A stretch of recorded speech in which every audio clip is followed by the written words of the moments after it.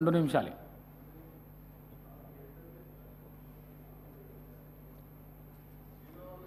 గౌరవ స్పీకర్ గారికి ధన్యవాదాలు.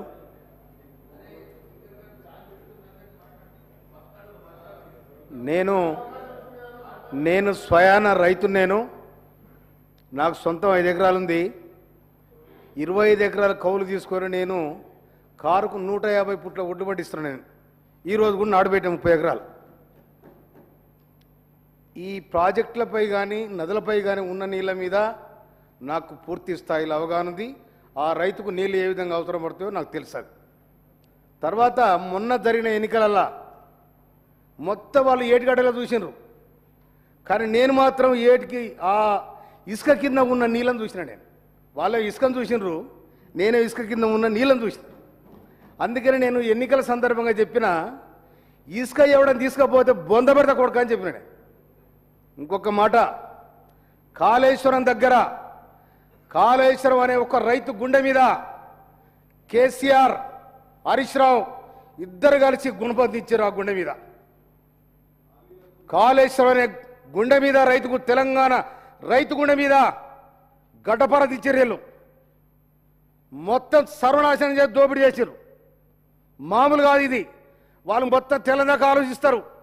ఎక్కడ మోస్తావు చూడరే హరీష్ చెప్పరా అని అంటారు. అరే గిట్లు వస్తాయి మామని ఆయన అంటాడు.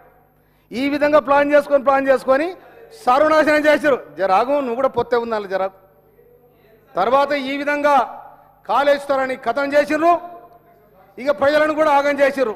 ఒక మాట చెప్తున్నా స్పీకర్ గారు, గౌరవ స్పీకర్ గారికి, జరాగు నేను పుట్టుకతోనున్నా, మీరు ఇవ్వలేరల్లా.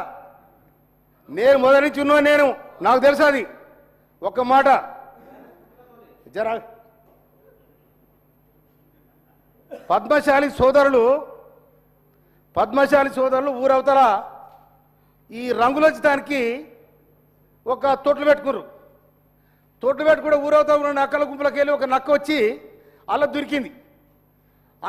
ఇలా దొరికి తరక రంగు మారింది. రంగు మారి మళ్ళీ నక్కలలో పోయింది. నక్కలో పోయి ఏమన్నది, నేను రాజును రా అన్నది. అనేసరికి నువ్వేట రాజు అవుతావు అని వాళ్ళు కూడా పొద్దుదాకా ఆలోచించారు. ఈ నక్కలు ఏం తింటాయి, రేగ్గాయలు రేలకాయలు తింటాయి. అది సాయంత్రం వచ్చేసరికి అటు ఊలు వస్తుంది. ఇది ఇట్లా రాకపోతే మాత్రం ఇది దొర, ఇది రాజు. కనుక ఇది అయిందనుకో, మనలాగా అయిందనుకో, ఇది మనదనుకోరు. కనుక ప్రజారాజ్యంలో ప్రజాస్వామ్యంలో ఎవడు రాజు కాదు. ఇది ప్రజాస్వామ్యం. రాజులు అనుకొని విర్రవీగి ప్రజాధనాన్ని కొల్లగొట్టి ప్రజలను బానిసలు చేస్తే ప్రజలు తిరుగుబాటు అయింది. అందుకనే ఇప్పుడు కూడా మీ వెనక అంగి జరిగింది, కానీ ముంగడ చూసుకొని మురుస్తున్నారు. మీరు వెనక అంగి జరిగింది, వెనక జనం చూస్తున్నారు, మీ ముంగడ చూసుకొని మురుస్తూ ఉన్నారు. తర్వాత మా నియోజకవర్గానికి సంబంధించి ఒక్క మాట, మా బురాది గారి కాల్వ దానికి 270 కోట్ల రూపాయలు తీసుకున్నారు. గింత గెలగిచ్చారు, ఎక్కడ పోయినా పైసా తెలియదు.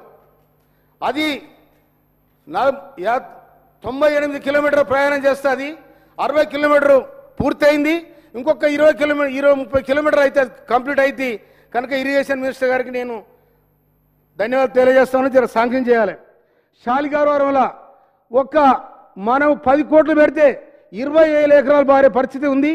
అది అసిబినగర్ కాలువ.